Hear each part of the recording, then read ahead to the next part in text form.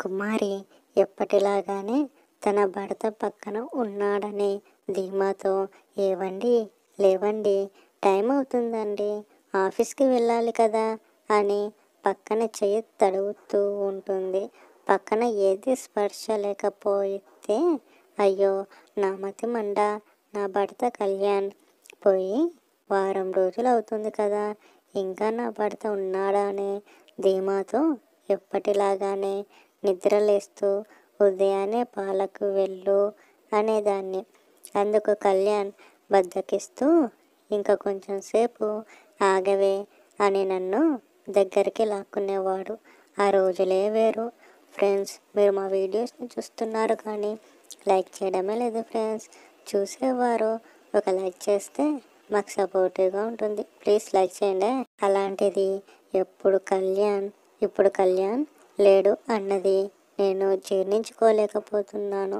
కళ్యాణ్ ఉన్నప్పుడు నన్ను ఎంతో చక్కగా చూసుకునేవాడు, ఎలాంటి లోటు లేకుండా చూసుకునేవాడు. అలాంటిది ఇప్పుడు సొంత కొడుకు నన్ను పట్టించుకోవడమే లేదు. అందుకు తోడు కోడలు ఏ ముహూర్తాన్ని అడుగుపెట్టిందో ఏమో, కోడకుని మార్చేసింది. నా భర్త కళ్యాణ్ పోయాడు, ఎన్ని అనుకుంటే ఏం లాభంలే, రాసి పెట్టి ఉండాలి అని బెడ్ పై నుంచి లేచిన కళ్యాణి మొహం కడుక్కొని అలా నెమ్మదిగా బయటకు వచ్చి చెప్పులు వేసుకుంటుండగా చెప్పులన్నీ కన్నాలు పడిపోయి ఉన్నాయి.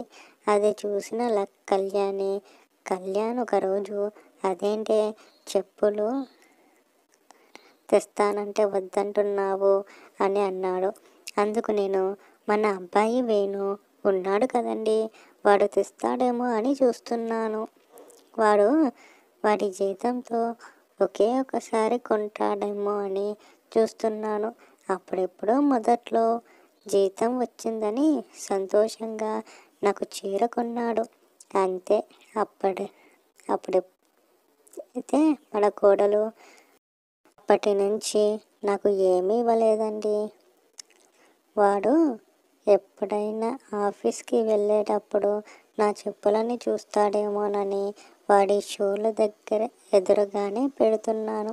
అసలు వాడు చూస్తున్నాడో లేదో తెలియదు కానీ నాకు చెప్పులు మాత్రం తేవడం లేదు అని చెప్పిన మాట విన్న కళ్యాణ్, అంతెందుకే, నేనున్నాను కదా, నేను తీసుకువస్తానులే అని అన్నాడు.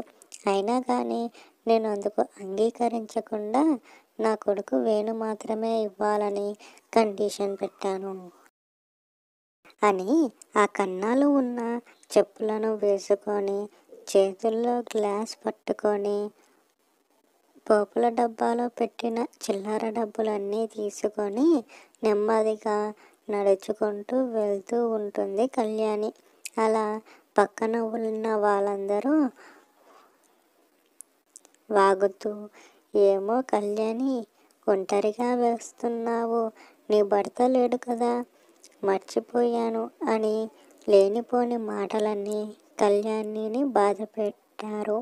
అయినా కానీ కళ్యాణి ఏమీ అనకుండా ముందుకు వెళ్ళడం సాగించింది. అలా ఇరుగు పొరుగు వాళ్ళు చూసి కొడుకుని చిన్నప్పటి నుంచి ఎలాంటి లోటు లేకుండా నా కొడుకు అని సంకన పెట్టుకొని చూసుకుంది. అలాంటి కొడుకు ఇప్పుడు పెళ్ళాం వచ్చాక తల్లికి ఎదురు చెబుతున్నాడట. ఎంత విడ్డూరం! మనం మాత్రం మన పిల్లల్ని చక్కగా చూసుకోవాలి. కళ్యాణి ఇలా మాత్రం చేయకూడదు. కళ్యాణి ఒకప్పుడు బాగానే చూసుకునేది, ఏమైందో ఏమో తెలియదు కానీ ఎప్పుడైతే పెళ్లి చేసుకున్నాడో, ఫ్రెండ్స్ ప్లీజ్ లైక్ చేయండి ఫ్రెండ్స్. అప్పటి నుంచి భార్యని నెత్తిన పెట్టుకొని చూసుకుంటున్నాడు. కళ్యాణి రేపో మాపో ఇంట్లో నుంచి బయటకు పంపించడం జరుగుతుందేమో అని చూస్తున్నామే అని మాట్లాడుకుంటుంది. విన్న కళ్యాణి, మరీ ఇంతలా అవమానిస్తున్నారు, ఛీ, ఇదే నా జీవితం అని చెవులు మూసుకొని అక్కడి నుంచి పాలవాడి దగ్గరికి వెళ్ళి పాలు పోపించుకుంటున్న సమయంలో అందరూ మగవాళ్ళే, అక్కడ కళ్యాణి ఒంటరిగా ఉన్నది. అందరూ కూడా కళ్యాణి పైన ఏంటో ఈ జీవితం, పుట్టిన కాడ నుంచి పెరిగిన భర్త పోయినా కానీ అలా ప్రజల్ని చూస్తూ భయపడాల్సి వస్తుంది అని భయపడుతూ పాలు పోయించుకున్న నడుచుకుంటూ ఇంటికి వెళ్ళిపోతుంది. అలా ఇంటికి చేరుకున్న కళ్యాణి ఫ్రిడ్జ్లో పాలు పెట్టి బయట వాకిలి తుడిచి సమయంలో ఉదయాన్నే లేవకుండా 6 గంటలకి లేచిన వేణు అమ్మ కాఫీ అని గట్టిగా అరిచేసరికి చీపురి పక్కకు పేడేసి కిచెన్ రూమ్లోకి పరిగెత్తుకుంటూ వెళ్ళి వేడిగా కాఫీ చేసి కోడలికి ఇస్తుంది కళ్యాణి. కోడలు ఎలాంటి మొహమాటం పడకుండా కాఫీ తీసుకొని తాగుతూ, ఏంటండి షుగర్ తక్కువగా వేశావు అయినా మొహం మీద అనడంతో కళ్యాణి ఏం చెప్పాలో అర్థం కాక మౌనంగా ఉండిపోయింది. ప్రతి ఇంట్లో కోడలు అత్తకి ఇస్తే ఈ ఇంట్లో మాత్రం అత్తయ్య కోడలికి ఇస్తుంది. ఇలాంటి గతి పట్టిందో, ఇలాంటి మంచితనాన్ని దొరికింది, సంతోషించు. నేను కాబట్టి ఇలా భరిస్తున్నాను. అదే వేరే వాళ్ళైతే నిన్ను ఎప్పుడో మెడబట్టుకొని బయటకు గెంటేసేవాళ్ళు అని అర్థం చేసుకో అని మనసులో అనుకుంటుంది కళ్యాణి. ఏంటమ్మా అలా చూస్తున్నావు, వెళ్ళి టిఫిన్ చేయి, రెడీ కావాలి, త్వరగా తినేసి వెళ్ళాలి కదా అని అంటాడు వేణు. ఆ మాట విన్న కళ్యాణి, నీ భార్య పక్కనే ఉంది కదరా, నీ భార్య నెత్తిన పెట్టుకొని చూసుకుంటున్నావు, కన్న తల్లిని మరీ ఇంతలా ఒక పని మనిషిలా చూస్తున్నావు అని సమయంలో మనసులో అనుకొని, చేసేదేముంది అని కిచెన్ రూమ్లోకి వెళ్ళి టిఫిన్ రెడీ చేసి బాక్స్ కట్టి రెడీగా ఉంచుతుంది. అలా వేణు రెడీ అయ్యి టిఫిన్ తినేసి బాక్స్ తీసుకొని ఆఫీస్కి వెళ్ళిపోతాడు. కోడలు మాత్రం పై గదిలో ఉండి టీవీ చూస్తూ ఉంటుంది. మధ్యాహ్నం 12 గంటలకి కిందకు వచ్చి టిఫిన్ తిని మళ్ళీ 2 గంటలకు అన్నం తింటుంది.